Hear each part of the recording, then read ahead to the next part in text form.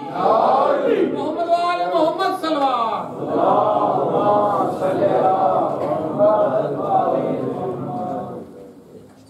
فاتحہ.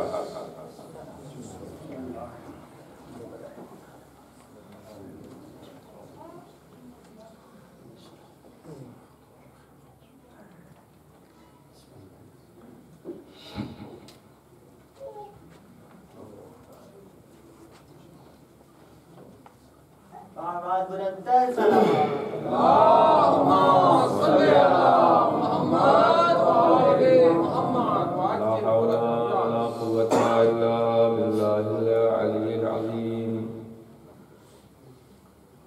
أعوذ بالله من الشيطان اللعين الرجيم.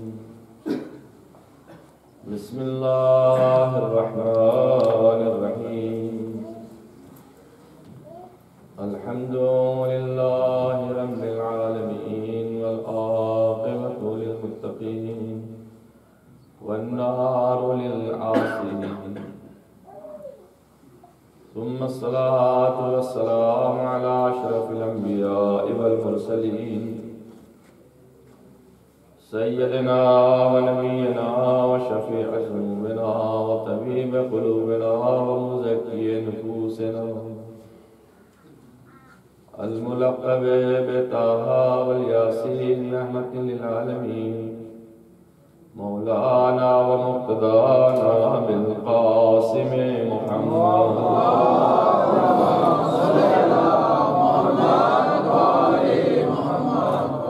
وعلى آله الطيبين الطاهرين المعصومين المظلومين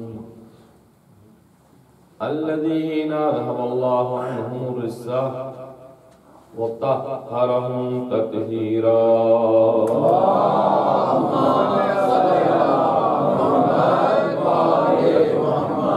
ولعنة الله على أعدائهم أجمعين من ليلنا إلى قيام يوم الدين.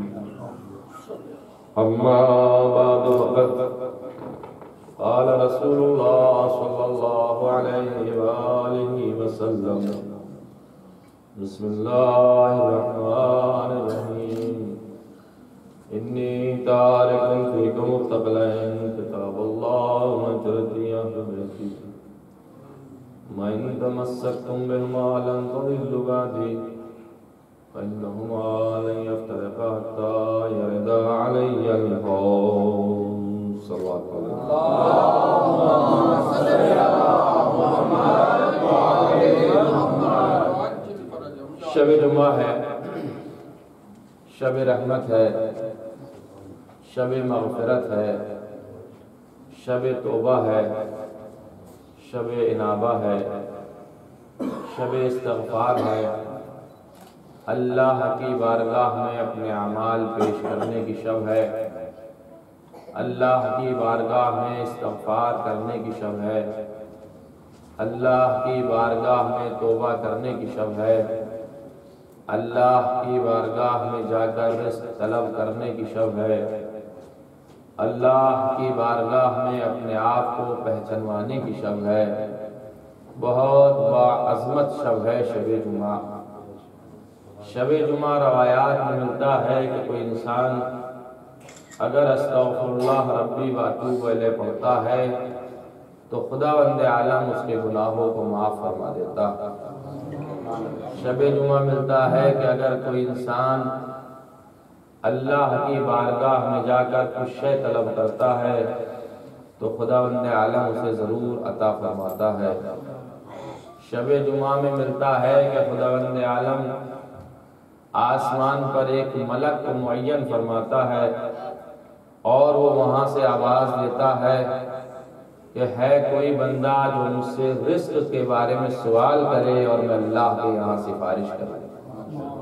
یعنی اس ملک کا کام صرف یہ ہے کہ اللہ سے جو انسان طلب کرے تو خداوند عالم تک اس کی بات کو وہ پہنچاتا ہے اور صبح سحر تک یعنی جمعے کی سحر تک وہ یہی آواز دیتا ہے کوئی بندہ جو اپنے پروردگار سے اگر کوئی بیمار ہے تو بیماری کا سوال کرے تاکہ اسے شفا مل جائے.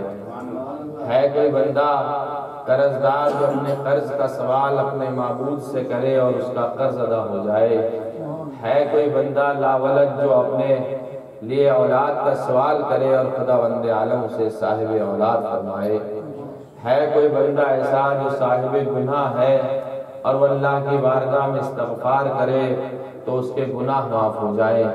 ہے کوئی بندہ ایسا جو اسیر ہے اور پروردگار کی بارگاہ میں جمعے کی سحر سے پہلے وہ اپنی رہائی کی دعا کرے اور اس کی دعا مستجاب ہو جائے۔ ہے کوئی بندہ ایسا جو بیمار ہو اور شفا یابی کے لیے دعا کرے۔ یہ روایت کافی طولانی ہے جو کتاب مفاتیح الجنان میں شیخ عباس قمی نے اعمال شب جمعہ میں تحریر فرمائی ہے۔ روایت میں آتا ہے، امام معصوم ارشاد فرماتے ہیں کہ اگر کوئی انسان شب جمعہ کی عظمتوں کو دیکھنا چاہے تو خداوند عالم شب جمعہ سے لے کر اور جمعہ تک کی شام تک جو 24 گھنٹے ہوتے ہیں، ہر گھنٹے خداوند عالم 6 لاکھ انسانوں کو آتش جہنم سے آزاد فرماتا ہے۔ ملاحظہ فرمایا آپ نے اور دیکھا کہ اتنی بڑی عظمت والی شب ہے کہ شب جمعہ اتنی عظیم شب ہے کہ جو اس کی بارگاہ میں مانگا جائے، جو اس کی بارگاہ میں دعائیں کی جائیں، جو اس کی بارگاہ میں استغفار کیا جائے تو دعاؤں کو بھی مستجاب کرتا ہے، استغفار کو بھی قبول کرتا ہے، توبہ کو بھی قبول کرتا ہے۔ بالخصوص شب جمعہ اگر اپنے مرحومین کو یاد کیا جائے تو یہ مرحومین ہمارے لیے ہماری طرف جو انتظار میں ہے کہ ادھر سے کچھ آئے اور ہماری روح مسرور ہو جائے، ہماری روح کو سکون ملے، تو شب جمعہ سے بہتر کوئی اور شب نظر نہیں آتی ہے عزیزان گرامی، تاکہ مرحومین کو بھی کچھ پہنچایا جا سکے، تاکہ ان تک ایصال ثواب ہو سکے۔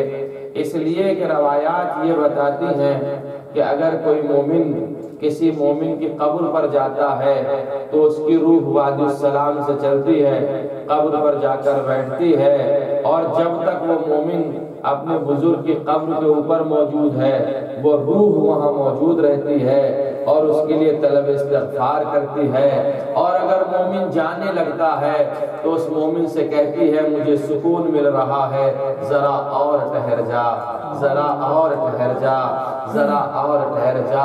اور یہ صدقہ ہے آل محمد کا عزیزان گرامی کہ ہمارا تعلق مرنے والے سے مرنے کے بعد بھی نہیں چھٹا۔ لہذا فرما رہے ہیں آپ، یہ تو صدقہ ہے اہل بیت علیہ السلام کا، آل محمد کا صدقہ ہے۔ انہوں نے وہ تعلیم عطا فرمائی ہے کہ مرنے کے بعد بھی مرحوم سے رابطہ ختم نہیں ہوتا ہے۔ آپ جو بھیجنا چاہیں وہ بھیج سکتے ہیں، جو وہاں سے آنا چاہے گا وہ اللہ ہمیں بھیج سکتا ہے۔ ہم صرف لب ہلاتے ہیں تو ادھر رحمتیں برستی ہیں، ہم صرف لب ہلاتے ہیں تو اس کی روح کو سکون ملتا ہے۔ صادق آل محمد امام جعفر صادق علیہ السلام فرماتے ہیں کہ اگر کوئی مومن کسی مومن کو کوئی ہدیہ بھیجتا ہے، کسی مرحوم کو کچھ ہدیہ کرتا ہے تو اس طریقے سے اس کی روح خوش ہوتی ہے کہ کسی بچے کو اس کی ولادت کی تاریخ پر اسے کوئی تحفہ دے دیا جائے۔ ملاحظہ فرما رہے ہیں آپ، تو مرحومین کو آپ ہلکے میں نہ لیجئے، مرحومین کو آپ یوں ہی نہ چھوڑیے، بلکہ وہ ابھی بھی آپ کے ساتھ شریک ہیں۔ اور عزیزو ایک بات کہوں، ہوں گے اور لوگ جن کے مرحومین کا ان سے تعلق نہ ہو، ہمارے مرحومین کا تعلق آج تک ہم سے موجود ہے۔ اور بالخصوص یاد رکھیے گا، اگر کسی کی ماں اور باپ دنیا سے رخصت ہو گئے ہیں تو ماں اور باپ اپنی اولاد سے کبھی بھی قطع تعلق نہیں کرتے۔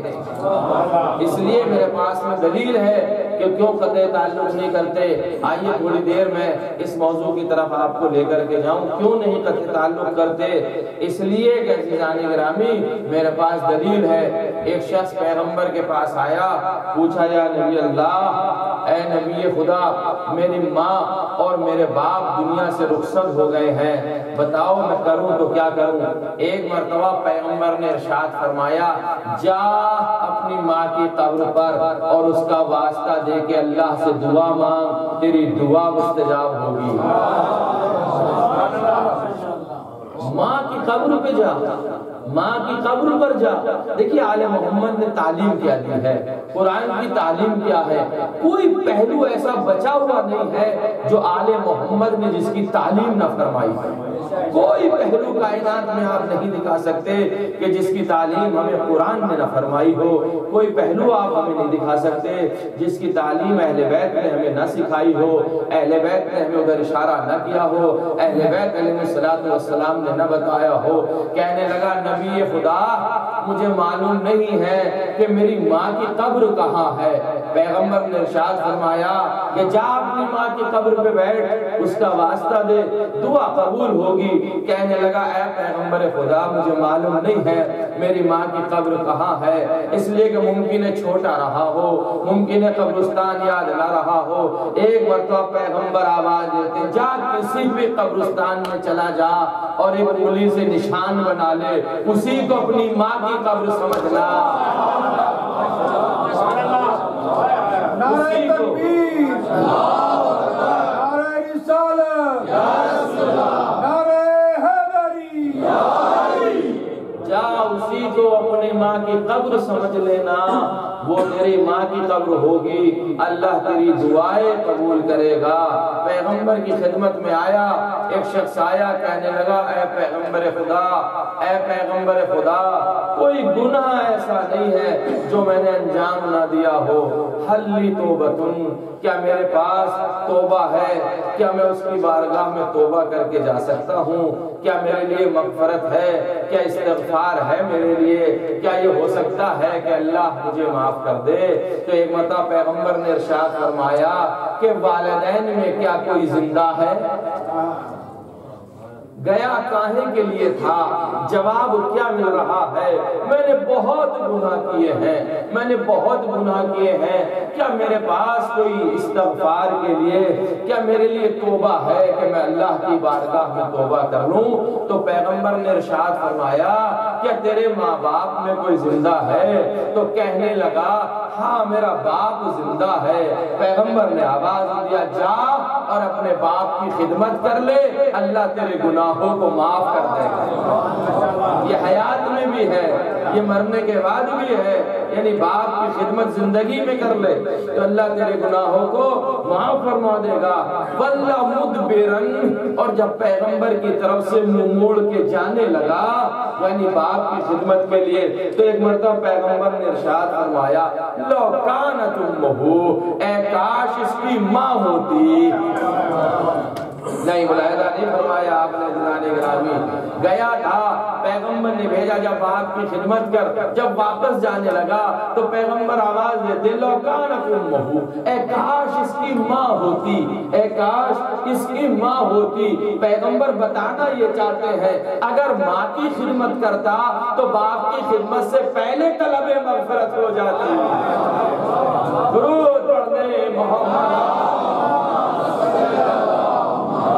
اور یاد رکھیے گا گرامی جب میں ادھر آ گیا ہوں تو تھوڑا سا اور جوان بھائیوں کے گوش گزار کر دوں اور نوجوانوں کے گوش گزار کر دوں۔ دیکھیے ملاحظہ فرمائیے تعلیم آل محمد کیا ہے۔ آل محمد قرآن سے جدا نہیں ہے، قرآن آل محمد سے جدا نہیں ہے، قرآن آل محمد کے ساتھ ہے، آل محمد قرآن کے ساتھ ہے۔ یہ کبھی بھی قیامت تک حوض کوثر تک الگ نہیں ہو سکتے، دونوں کا ساتھ ہے، یہ دونوں ہمیشہ ساتھ رہیں گے۔ جو قرآن کہتا ہے وہ آل محمد کہتے ہیں، جو آل محمد فرماتے ہیں وہی قرآن فرماتا ہے۔ اس لیے تو عزیزان گرامی کسی نے کسی سے پوچھا تھا کہ حدیث اگر سمجھ میں نہ آئے تو کیا کریں؟ کہا قرآن کی آیتوں سے ملا لینا، قرآن کی آیتوں سے ملا لینا۔ اگر قرآن سے ٹیلی کرتی ہے، اس کے برابر میں آتی ہے تو سمجھ لینا ہماری کہی ہوئی حدیث ہے، اور اگر نہیں ملتی ہے تو دیوار پہ دے کے مار دینا، اس لیے کہ کہ ہمارا کوئی بھی فرمان قرآن سے خالی نہیں ہے اور قرآن ہماری فضیلتوں سے خالی نہیں ہے۔ ملاحظہ فرما رہے ہیں عزیزان گرامی، تو یہ شب جمعہ ماں باپ کو بھی یاد رکھیے، شب جمعہ مرحومین کو بھی یاد رکھیے، اس لیے کہ باعظمت رات ہے، یہ بہت برکت رات ہوتی ہے شب جمعہ کی۔ اس کے اندر استغفار کرنا عظیم معنی رکھتا ہے، بڑا ثواب رکھتا ہے، انسان کو صراط مستقیم کی طرف یہ استغفار لے کر کے جاتا ہے۔ ملاحظہ فرمائیے عظمت ماں باپ میں، عظمت باپ میں، عظمت ماں میں خود قرآن نے کیا ارشاد فرمایا، خود مولائے متقیان حضرت علی ابن ابی طالب علیہ السلام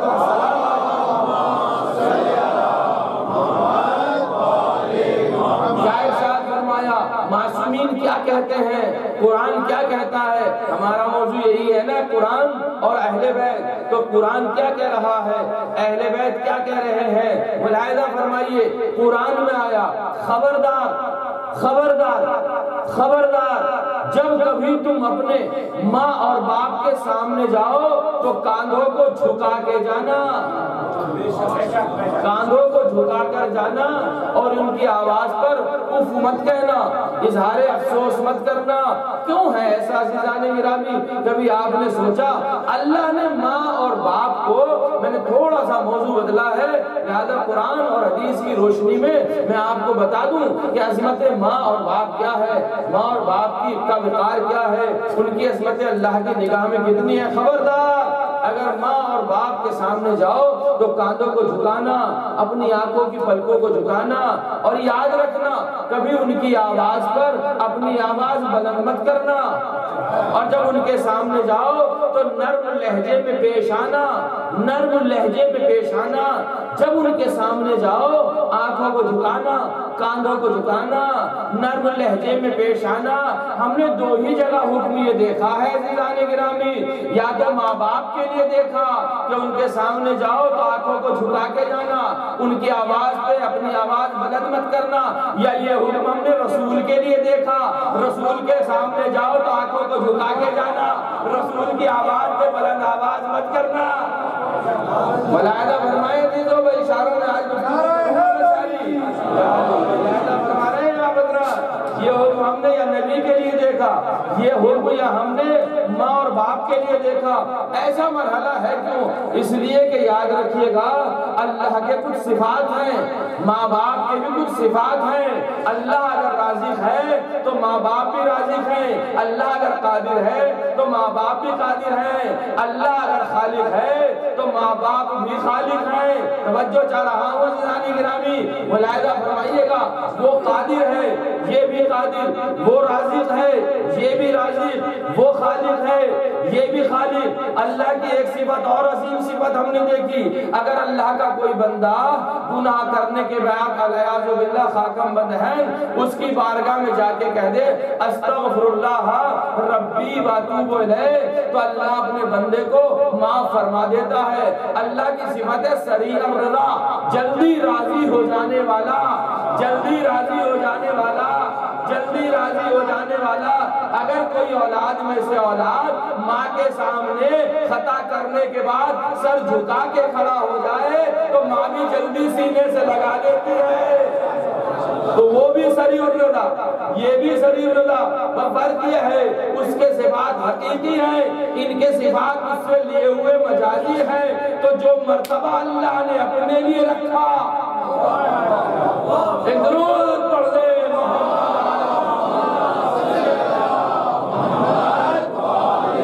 شب جمعہ میں اپنے ماں باپ کو یاد رکھنا، شب جمعہ میں اپنی ماں کو یاد رکھنا، شب جمعہ میں اپنے باپ کو یاد رکھنا۔ ایک مرتبہ یہ رہی قرآن کی بات، اب چونکہ حدیث کی بات آئے گی نا، آل محمد قرآن کے ساتھ ہے۔ میرے چوتھے امام امام زین العابدین علیہ السلام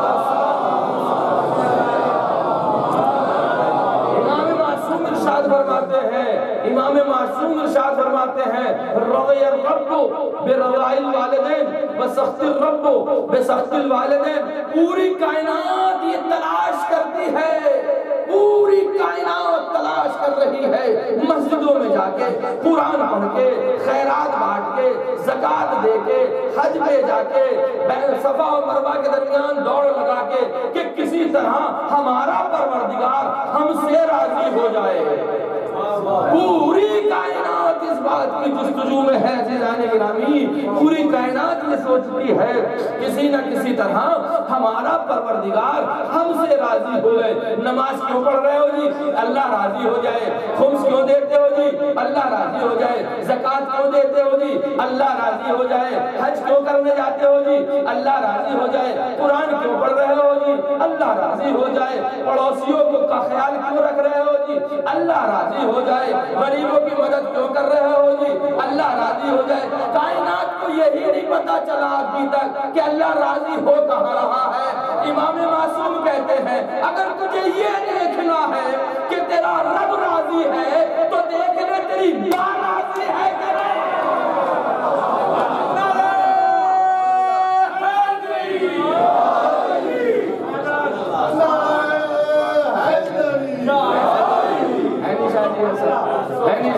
میرے امام نے فلسفہ بتا دیا، قرآن امام کے ساتھ ہے، امام قرآن کے ساتھ ہے۔ جو قرآن کہے گا وہی امام کہیں گے، جو امام کہیں گے وہی قرآن کہے گا۔ کب کیوں بھٹکتا ہے در بدر ادھر آ جا اور دیکھ لے، اگر تیری ماں راضی ہے تو سمجھ لے تیرا خدا راضی ہے، اور اگر تیری ماں ناراض ہے تو خدا ناراض ہے۔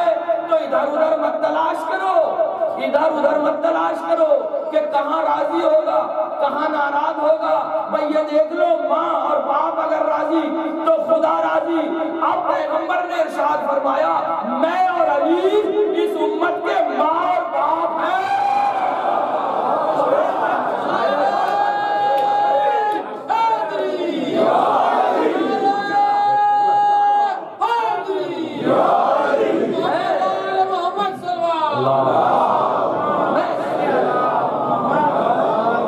ہم اس امت کے باپ ہیں اس امت کے۔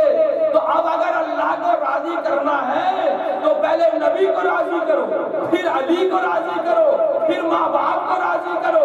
ماں باپ کو بھی چھوڑ دیا، محمد کو بھی چھوڑ کے بھاگ گئے، علی کو بھی چھوڑ دیا، اب مکے میں جا کے کسے تلاش کرتے ہو؟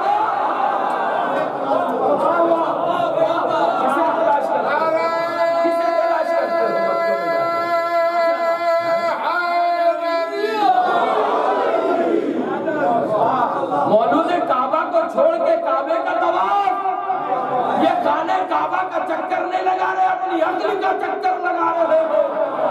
توجہ چاہ رہا ہوں عزیزان گرامی، ملاحظہ تو فرمائیے ماں اور باپ کی عظمت کتنی عظیم ہے، کتنے بزرگ ہیں۔ ایک مرتبہ پھر مولا نے ارشاد فرمایا، مولا آگے بڑھ، مولا نے ایک جملہ اور ارشاد فرمایا اور عظمت ماں میں ارشاد فرمایا کہ راوی آیا، یہ موضوع میں رابطانی چیلوں کی مجلسوں کا ہے، لیکن بات آئی ہے تو میں بتاتا چلوں۔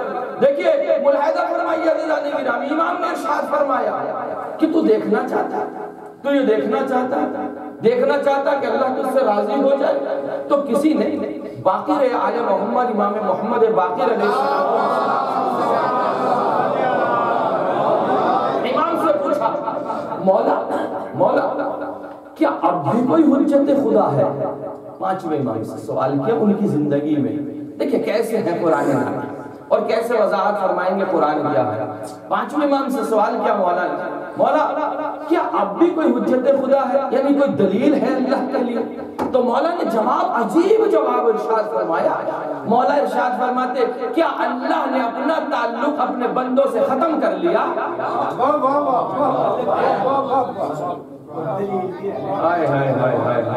کیا فرمایا امام نے کیا اللہ نے اپنا تعلق اپنے بندوں سے ختم کر لیا؟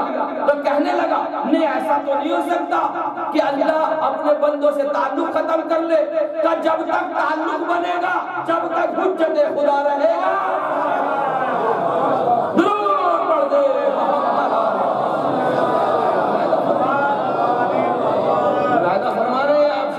کی برکتیں دیکھ رہے ہیں آپ، رحمتیں ہیں عزیزان گرامی۔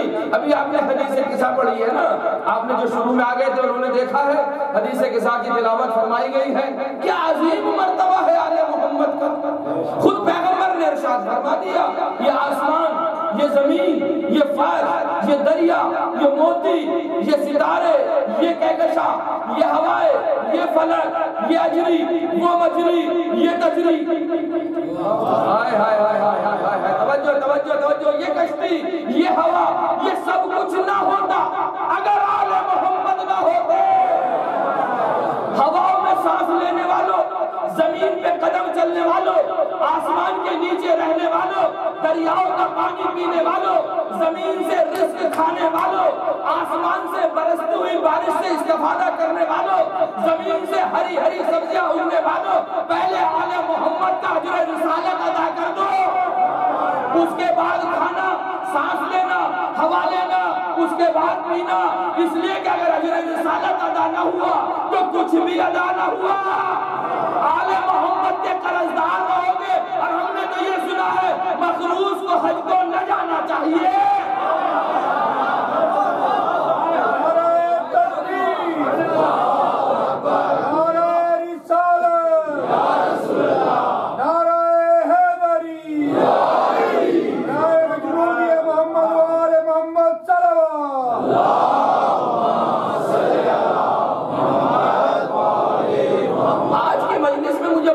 جواب دینے تھے جو میں سوچ کے آیا تھا کہ کیونکہ کل کا جو ماحول ہوگا وہ تو شب عاشور کا ہوگا، اس میں صرف مسائل ہوں گے۔ آج کی مجلس میں تو مجھے بہت زیادہ جواب دینے تھے۔ زاہد بھائی سے تھوڑا سا شکوہ ہے مجھے کہ مجھے دیر سے منبر دیا گیا، کوئی بات نہیں، جب تک ساتھ ہوگا انشاءاللہ آپ میرا ساتھ دیں گے، میں آپ کی خدمت میں پڑھتا رہوں گا۔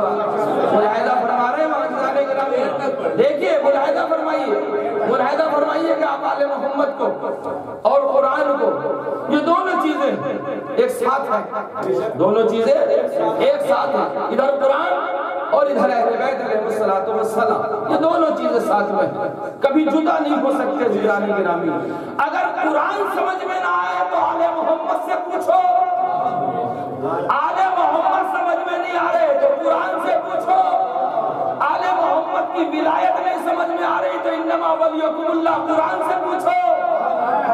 بھئی توجہ چاہ رہا ہوں، میں اشارے تو کر سکتا ہوں زیادہ سے زیادہ، اس لیے اگر تفصیل میں جاؤں گا تو ایک لفظ میں بہت وقت چاہیے۔ عزیزان گرامی، اگر نہ سمجھ میں آپ کو دیکھیے، یاد رکھیے گا قرآن آیا کیوں؟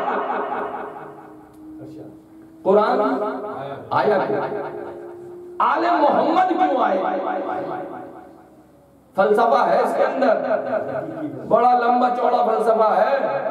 پہلی بات تو یہ کہ خلقت کائنات جو ہوئی ہے عزیزان گرامی، خلقت کائنات، وجود کائنات، اگر میں اس دنیا میں جاؤں نا آپ کے ساتھ تو انشاءاللہ ایک لمحے کے لیے آپ کا وقت چاہوں گا، یہ جو وجود کائنات ہے نا، ہم سب جو موجود ہیں، اور ایک زمانے سے جناب آدم سے لے کر آج تک کا جو سلسلہ وجود کائنات کا چل رہا ہے کہ ہر شے موجود ہے، یہ سب کچھ پیغمبر کے طفیل میں ہے۔ یہ حدیث میں ہے، حدیث قدسی میں ہے، یہ پیغمبر کے صدقے میں ہے، پیغمبر کے طفیل میں ہے، پیغمبر کی وجہ سے ہے۔ اور اس کے بعد پھر قول آگے بڑھا حدیث قدسی میں، اے پیغمبر اگر علی نہ ہوتے تو آپ بھی نہ ہوتے۔ یہ حدیث قدسی کا ترجمہ کر رہا ہوں، اگر علی نہ ہوتے تو آپ کا وجود بھی نہ ہوتا ہے پیغمبر۔ اور یاد رکھنا ہے محمد اور علی، اگر زہرا نہ ہوتی تو تم دونوں نہ ہوتے۔ حدیث یہاں رک گئی، آگے نہیں بڑھی، یعنی وجود کائنات فاطمہ کی بنیاد پر۔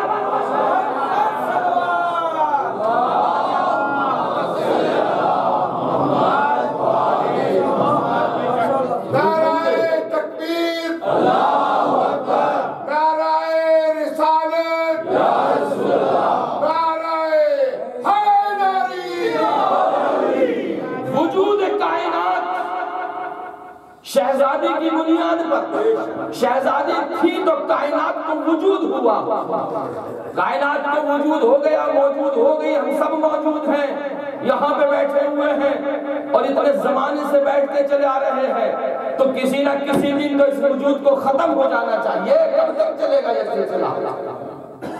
بھئی کب تک چلے گا یہ سلسلہ؟ آ رہے ہیں جا رہے ہیں، آ رہے ہیں جا رہے ہیں، آ رہے ہیں جا رہے ہیں۔ حدیث میں ارشاد ہوا لو لن حجہ لَصَوْفَتِ الْأَرْضُ بِأَهْلِهَا، اگر حجت خدا نہ ہو تو زمین پھٹ جائے گی، آسمان گر جائے گا، دنیا ختم ہو جائے گی، دنیا ختم ہو جائے گی، زمین پھٹ جائے گی، آسمان گر جائے گا اگر حجت خدا نہ ہو، اگر حجت خدا نہ ہو زمین پھٹ جائے گی، اگر حجت خدا نہ ہو زمین پھٹ جائے گی، آسمان گر جائے گا، زمین پھٹ جائے گی، آسمان گر جائے گا، آسمان گرے گا تو سب ختم ہو جائیں گے، زمین پھٹے گی تو سب ختم ہو جائیں گے۔ کیوں نہیں ہو رہی ہے؟ اس لیے کہ حجت خدا نہ ہو تو یہ سب کچھ ہوگا۔ حسین آقا کی شہادت کے بعد حجت خدا سرزمین کربلا پہ کون تھا؟ امام زین العابدین، امام زین العابدین، قدم قدم پر زین العابدین کی حفاظت کون کر رہی تھی؟ بی بی پاک زینب، بی بی پاک زینب، بی بی پاک زینب، شہزادی زینب، آن محمد کی مادر گرامی زینب، توجہ چاہ رہا ہوں، فاطمہ کی لاڈلی زینب، علی کی لاڈلی زینب، قدم قدم پر حجت خدا کی حفاظت کر رہی تھی۔ عزیزان گرامی، حجت خدا کی قدم قدم پر حفاظت کرنے والی کا نام ہے زینب، جس نے حجت خدا کی حفاظت کی ہے۔ اگر حجت خدا کو شہید کر دیا جاتا تو زمین پھٹ جاتی، آسمان گر جاتا، تو زمین کا وجود ماں کی وجہ سے، زمین کی بقا بیٹی کی وجہ سے۔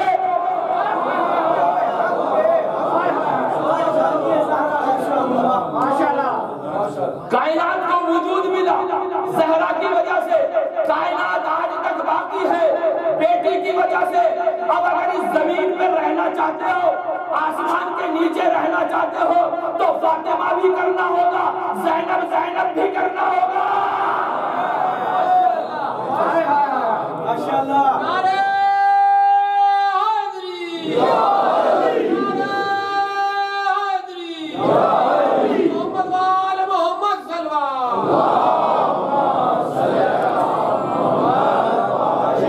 اور یاد رکھیے گا، یہ والی بات ہر ایک کی سمجھ میں نہیں آئے گی۔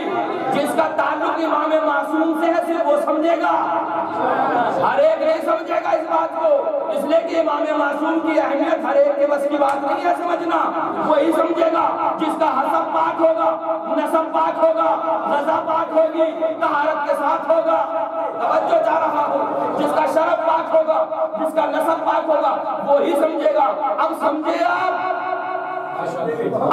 آپ قرآن کیوں آیا، اہل بیت کیوں آئے؟ سنو میری بات، اللہ نے ہر نبی کو معجزہ دیا۔ مجھے بتا دو ایک نبی آیا ہو جسے معجزہ نہ دیا ہو؟ ہر نبی کو اللہ نے معجزہ دیا ہے۔ عزیزان گرامی، معجزہ کہتے کسے ہیں؟ جو چیز نہ ہو سکتی ہو وہ ہو جائے۔ میں اتنا آسان ترجمہ اس سے زیادہ نہیں کر سکتا۔ جو چیز نہ ہو سکتی ہو وہ ہو جائے۔ ہمیشہ ایسٹ سے سورج نکلتا ہے، اگر ویسٹ سے نکل جائے تو یہ معجزہ ہے۔ میں دیکھیں کیا کہہ رہا ہوں، ایسٹ سے ہمیشہ سورج نکلتا ہے، اگر سورج کبھی ویسٹ سے نکل جائے تو یہ معجزہ ہے۔ اور یہ کام ہے رب کا کہ ایسٹ سے نکالے، ویسٹ میں جا کے چھپ جائے۔ سن رائز ہونے کی جگہ الگ ہے، سن سیٹ ہونے کی جگہ الگ ہے۔ میں کہوں گا اتنی بڑی بات ہے ذاکر اہل بیت مت کر کہ جو مغرب سے سورج نکال دے وہ رب ہو جائے۔ توجہ توجہ توجہ چاہ رہا ہوں، اتنی بڑی بات مت کر، اس لیے کہ ہم نے یہ بھی دیکھا ہے جب سورج غروب ہونے لگا اور غروب ہو گیا تو ایک مرتبہ علی نے آواز دیا، پلٹ جا،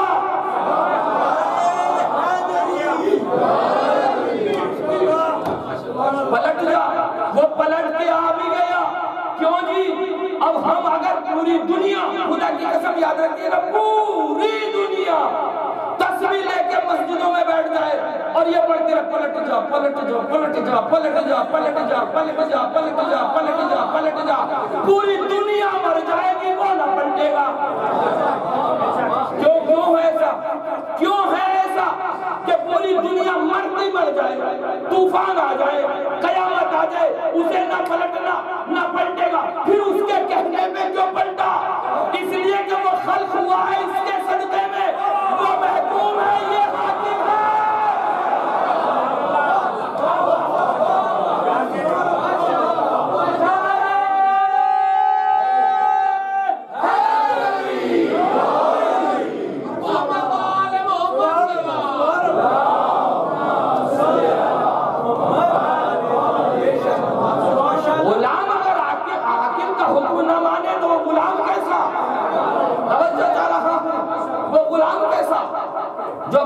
حاکم کا حکم نہ مانے تو جو چیز خلق کی گئی ہو کسی کے سجدے میں اس کا اختیار ہے. ملاحظہ فرما رہے ہیں آپ. تو دیکھیے اہل بیت علیہ السلام کیوں آئے اور قرآن کیوں آیا؟ ہر نبی کو معجزہ دیا. کل نہیں پڑھوں گا فضائل میں, کل زیادہ تر مسائل پڑھوں گا. شب عاشور ہو گیا بتاؤں گا شب عاشور کیا ہے, یہ کل میرا وعدہ آپ سے رہے گا. اس لیے آج میں تھوڑا سا جو رہ جائے گا اسے سمیٹتے ہوئے آپ کی خدمت میں پیش کر دوں. ملاحظہ فرما رہے ہیں آپ, قرآن اور اہل بیت. اہل بیت کیا ہے, قرآن کیا ہے, کیوں دیا معجزہ؟ تاکہ اس نبی کی نبوت کو لوگ مان لیں. وہ زمانے کے بدو تھے اس طرح کے کہ جب تک کچھ کر کے نہ دکھاؤ جو نہ ہوتا ہو وہ کر کے دکھاؤ. تو ہر نبی نے دکھا دیا. ملاحظہ فرما رہے ہیں, ابراہیم کو آگ میں ڈال دیا, آگ خاموش ہو گئی, گلزار بن گئی, ابراہیم بچ کے چلے آئے. نہ ہونا تھا. آگ کی تو فطرت یہ ہے نا کہ جلا دے گی, کپڑوں کو ختم کر دے گی, جلا کے راکھ کر دے گی. لیکن اللہ کا چونکہ نبی تھا اسے معجزہ دکھانا تھا, آگ میں ڈالا, گلزار ہو گئی. یہ تو قرآن کہہ رہا ہے بھائی, یہ تو میں قرآن پڑھ رہا ہوں, بس یہ ہے کہ ترجمہ آپ کی خدمت میں پیش کر رہا ہوں. ہو گئی. جناب داؤد کو دیا معجزہ, لوہے کو نرم کر دیتے تھے. ہے کہ نہیں بات؟ بھائی لہن داؤدی ہے نا, لہن دیا جناب داؤد کو, لہن دے دیا. کسی نبی کو بیماروں کو شفا ہونے کا معجزہ دے دیا. یوں عیسیٰ نے ہاتھ پھیرا, میں توجہ چاہ رہا ہوں, یوں عیسیٰ نے ہاتھ پھیرا, بیماری بھی دور, زندہ بھی مردہ ہو گیا. لیکن عیسیٰ میں اور علی میں ایک فرق ہے. عیسیٰ جب زندہ کرتے تھے کہتے تھے اللہ کی اجازت سے کھڑا ہو جا, اور علی جب کہتے تھے کہتے میری ٹھوکر سے کھڑا ہو جا. فرق ہے, فرق ہے, فرق ہے, فرق ہے. یا علی یا علی یا علی مدد. فرق ہے عزیزان گرامی. ہر نبی کو معجزہ دیا کہ نہیں دیا؟ موسیٰ کو موسیٰ کا معجزہ دیا. کیا اس زمانے میں جادو ٹونے بہت ہوتے تھے, رسیوں کے لوگ سانپ بناتے تھے. کہا اچھا پھینک رہے ایسا, پھینک لیا موسیٰ نے ایسا. اب اپنا پھینکا ہوا آسا, توجہ چاہ رہا ہوں, موسیٰ کا خود کا پھینکا ہوا آسا جب اشباہ بن گیا تو پکڑتے میں ڈر رہے ہیں. ایک نبی ہے, نبی نبی نبی نبی نبی, کب پھینکو آسا, پھینک دیا, اشباہ بن گیا. ان کے جتنے بھی وہ سب کو لیے سانپ وانپ کے چھوٹے موٹے سب کو نگل گیا. کب پکڑ لو, اب ڈرے, اب ڈرے. خود کا پھینکا ہوا ہے تو ڈرے. یہی تو فرق ہے موسیٰ میں اور علی میں. موسیٰ اپنے عصا سے ڈرے, علی کلے اجدر کا ٹرین کر رہے. اے بارے میں کلے اجدر ملاحظہ فرمایا, جو جس زمانے کا تھا نا دیدانی گرامی, اسی زمانے کا اسے معجزہ دیا. ملاحظہ فرما رہے, جو جس زمانے میں جو ہوتا تھا اسی زمانے کا معجزہ دیا. تو اب آگے آخر میں پیغمبر, اب سب کے معجزے گراؤں گا تو بہت وقت چاہیے. آگے آخر میں پیغمبر کے زمانے میں سرزمین عرب پر فصاحت و بلاغت بہت پائی جاتی تھی. سمجھتے ہیں فصاحت و بلاغت کسے کہتے ہیں؟ بڑی گاڑی گاڑی عربی بولنا, ایسے الفاظ استعمال کرنا جو سامنے والا سمجھ نہ سکے. کہا ٹھیک ہے. دوسرا کیا ہوتا تھا اس زمانے میں, بڑے بڑے بہادر پائے جاتے تھے. ایک ایک بہادر 1,000 پہلوانوں کے مقابلے میں آ جاتا تھا. اللہ نے آواز دیا پیغمبر ہم تجھے بھیج رہے ہیں, لہذا ہم نے ہر ایک کو اس کے زمانے کا معجزہ دیا ہے, تجھے بھی ہم معجزہ دے کے بھیجیں گے.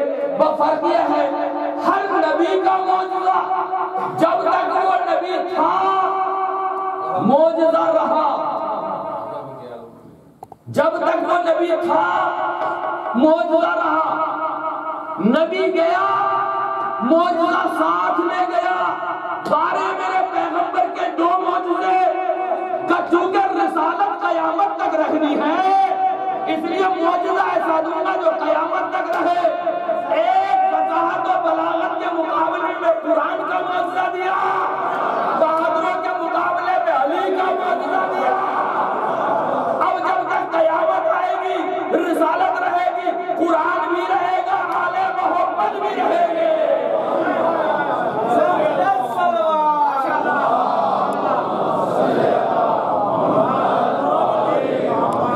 ملاحظہ فرمائیے عزیزانی گرامی,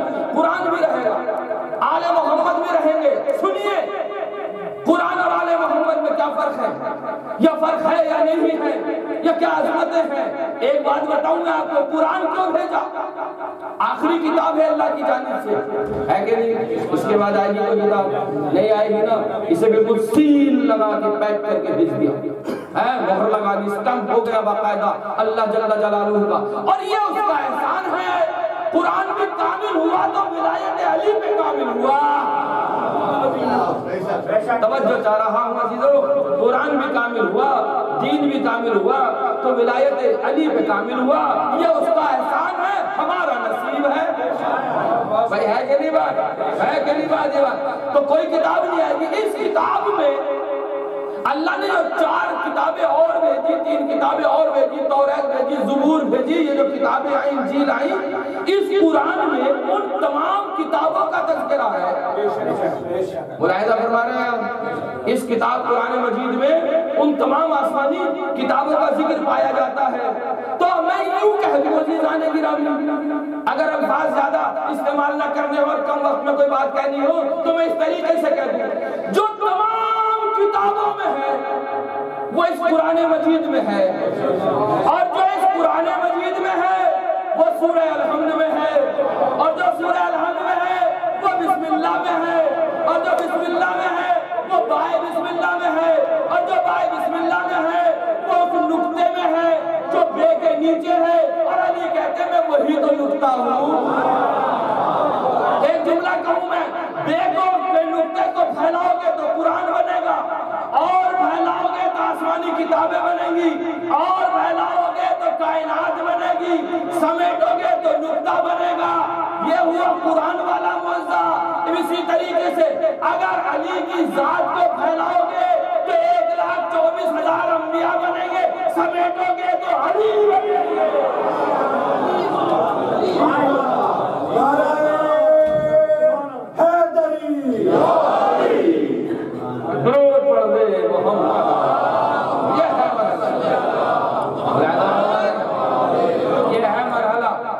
قرآن اور اہل بیت علیہم السلام، بہت باتیں ہیں میرے پاس میں، رہ جائیں گی وہ باتیں۔ قرآن اور اہل بیت اتنے عظیم ہیں کہ انہوں نے انسان کی ہدایت کے لیے ہر پہلو سے گفتگو کی ہے۔ قرآن نے ہر پہلو سے گفتگو کی، اور اہل بیت نے ہر پہلو سے انسان کو تیار کیا، ہر پہلو سے انسان کو تیار کیا۔ دیکھیں ملاحظہ فرمائیں، جناب حر کے لیے ملتا ہے کہ پہلے تو سپاہی شام میں شامل تھے، ہے کہ نہیں؟ یہ تو آخری لمحہ تھا، سپاہی حسینی میں تو آخری لمحے میں آئے ہیں، اور آقا نے سینے سے بھی لگا لیا۔ میں ان کے مسائل نہیں پڑھ رہا، میں ایک بات بتانا چاہتا ہوں، جناب حر کی شہادت بھی ہو گئی اور انہیں دفن بھی کر دیا گیا، اسی زمانے کی بات ہے۔ اور آپ نے جب کربلا جو لوگ گئے ہوں گے انہوں نے دیکھا ہوگا جناب حر کا روزہ جو ہے وہ امام حسین علیہ السلام کے روزے سے ذرا دور ہے۔ کیوں؟ حر کے جو قبیلے والے تھے نا، انہوں نے ان کی لاش کو چھین کر کے اور وہیں پہ دفن کر دیا تھا جہاں ان کی قبر ہے۔ 1000 سال کے بعد، 1060 ہجری کے بعد لوگوں نے یہ پوچھا کہ یہ تو دیکھا جائے کہ آیا حر کی جو شہادت ہے وہ اصلی معنی میں صحیح بھی تھی یا نہیں؟ توجہ فرما رہے ہیں آپ حضرات، یہ 400 سال پرانا واقعہ سنا رہا ہوں جو ریئل ہوا ہوا اور کتابوں میں موجود ہے۔ 1000 سال کے بعد جناب حر کی تدفین کے یہ دیکھا کہ آیا یہ دیکھا جائے کہ حر نے جو شہادت دی ہے یہ حقیقی معنی میں دیا ہے یا نہیں دی ہے۔ ملاحظہ فرما رہے ہیں۔ اچھا، اس واقعے کو نقل کر رہے ہیں حضرت آیت اللہ علماء آغا محسن حکیم کے صاحبزادے رضا حکیم۔ محسن حکیم سے جو بزرگ ہیں وہ واقف ہوں گے۔ آغا محسن حکیم جو مرجع وقت تھے وہ آغا خوئی سے پہلے والے تھے۔ اب یہ جو نوجوان طبقہ ہے ہمارا، اسے تو یہی نہیں معلوم کہ تقلید کس کی ہونی چاہیے، مرجع کون ہونا چاہیے، مجتہد کیا ہوتا ہے، مرجع کی اہمیت کیا ہوتی ہے، روایت کیا ہوتی ہے، حدیث کیا ہوتی ہے، امام کا فرمان کیا ہے۔ اس میں جوانوں کی غلطی نہیں، ہم جیسے نااہل لوگوں کی غلطی ہے کہ اس کی طرف وہ توجہ نہیں دلاتے۔ آغا محسن حکیم کے زمانے میں کوئی اور مرجع نہیں تھا، ان کی تقلید پورے عالم میں ہوتی تھی۔